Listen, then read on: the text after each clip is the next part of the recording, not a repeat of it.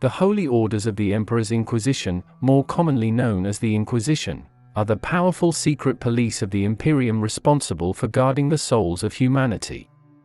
The purpose of the Inquisition is to identify and destroy the myriad of potential threats to the Imperium and humanity. Such is the Inquisition's power that it answers only to the Emperor. Founded in the aftermath of the Horus Heresy, the organization's members are agents known as Inquisitors. As a completely autonomous imperial organization beyond the power of the Adeptus Terra, the Inquisition is immensely powerful. As the Inquisition's duties involve the scrutiny and policing of the other organizations of the Imperium, the Inquisition itself is answerable to no higher power except the Emperor. No one, except the Emperor himself, is beyond the scrutiny of the Inquisition. This power is officially known as the Inquisitorial Remit or Inquisitorial Mandate.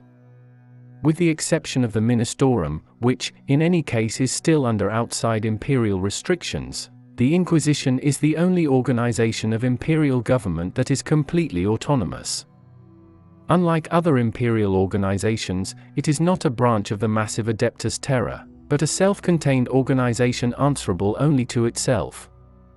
The Inquisition itself uses compounds scattered throughout the Imperium known as inquisitorial fortresses as its bases of operation. The role of the ordinary Inquisitor is to investigate and deal with all potential threats to mankind and the Imperium.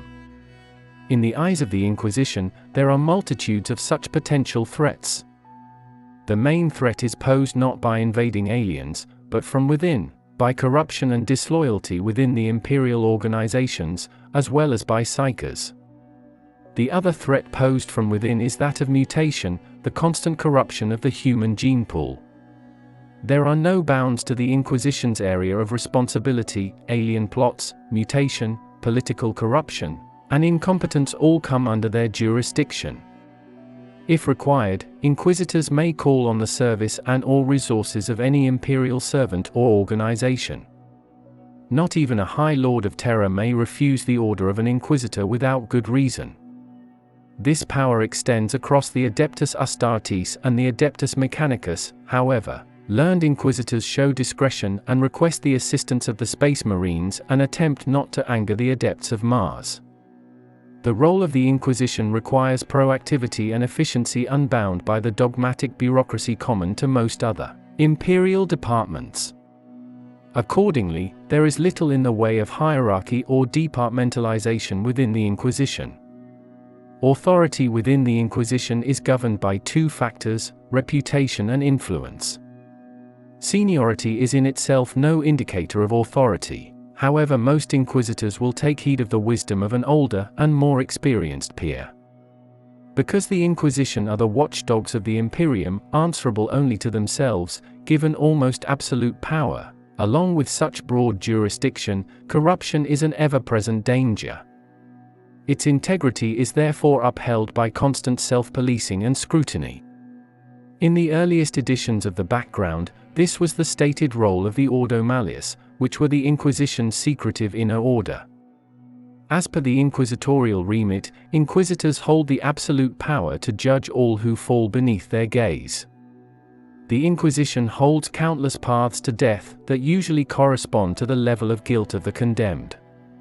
The horrors of arco-flagellation, penal legion conscription, or binding to a penitent engine are a small sample of unique forms of penitence and absolution that Inquisitors use on a regular basis. Inquisitors have the authority to condemn an entire world to exterminatus if it is deemed to be irredeemably corrupt.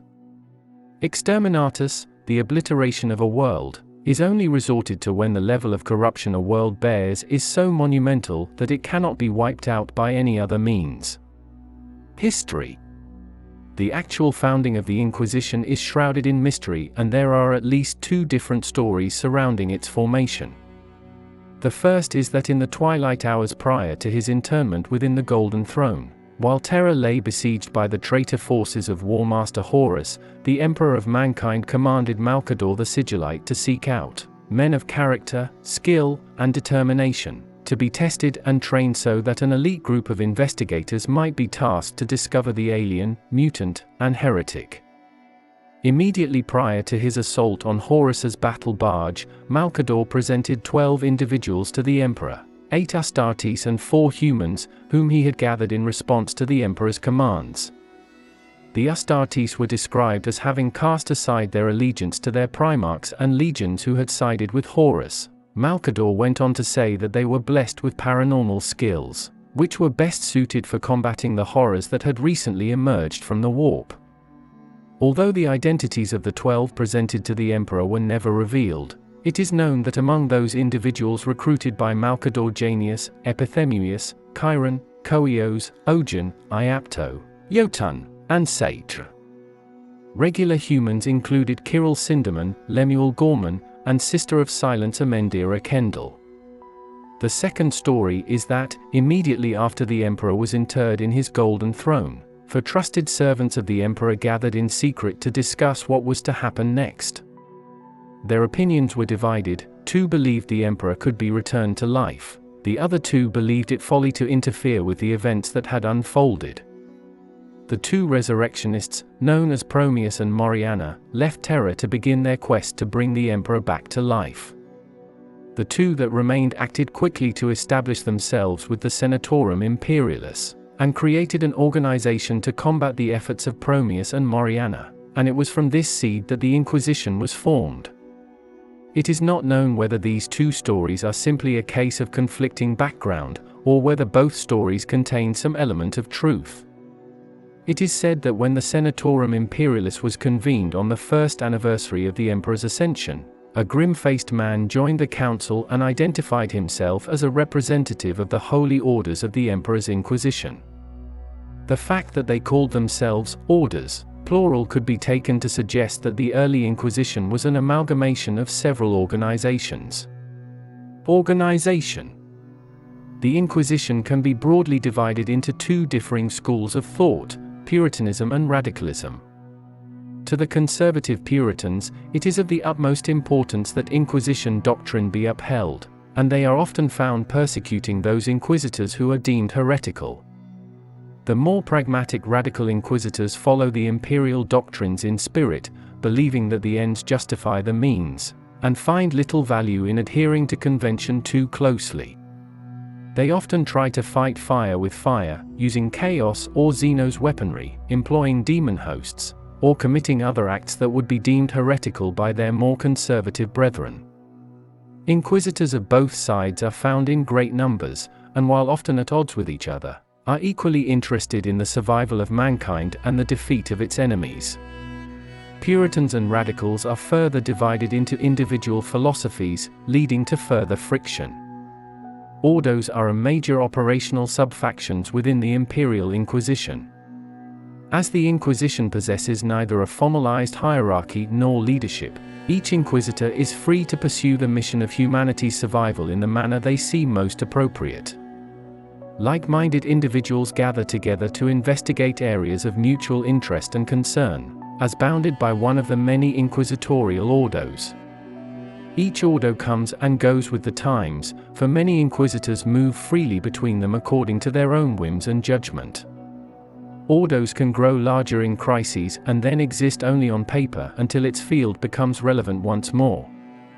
Association with an ordo is not a matter of absolute allegiance, nor does it preclude an inquisitor's involvement in matters pertaining to another ordo. As well as the ordos, there are many types of inquisitorial groupings that an inquisitor may belong to. However, as with the ordos, membership in these is not mandatory. These groups are conclaves, cabals, and cells. Inquisitorial conclaves can take 2 forms. The first is a gathering called by an inquisitor. If called by an inquisitor lord, it is termed a high conclave, to discuss a particular subject. There are also more permanent regional conclaves. These are federations of inquisitors who watch over a particular area of imperial space. The larger of these regional conclaves may have resources such as ships, armies, fortresses, and libraries for the use of their members. Not all sectors of imperial space are covered by a conclave, and some areas are devoid of a permanent inquisitorial presence. The head of each regional conclave is normally an inquisitor lord and is nominally appointed by the High Lords of Terra. There are also conclaves operating at the segmentum level, again headed by an Inquisitor Lord. A cabal is a rare body instituted by a conclave and dedicated to investigating a particular matter. Generally, they gather Inquisitors from varied backgrounds and philosophies to form a specialist task force. Often, cabals are despised by many who see them as secret societies within a conclave. Similar to a cabal, a cell is an ad hoc group of Inquisitors who share a common goal. Often they are factional in nature or are formed to confront a particular problem. The principal difference between cabals and cells is that the latter are entirely informal and are transitive in nature. Often one or more of the Inquisitors in the cell will work overtly through investigation while the rest proceed through infiltration. Thank you for listening to this entry from the Warhammer 40,000 Lexicanum.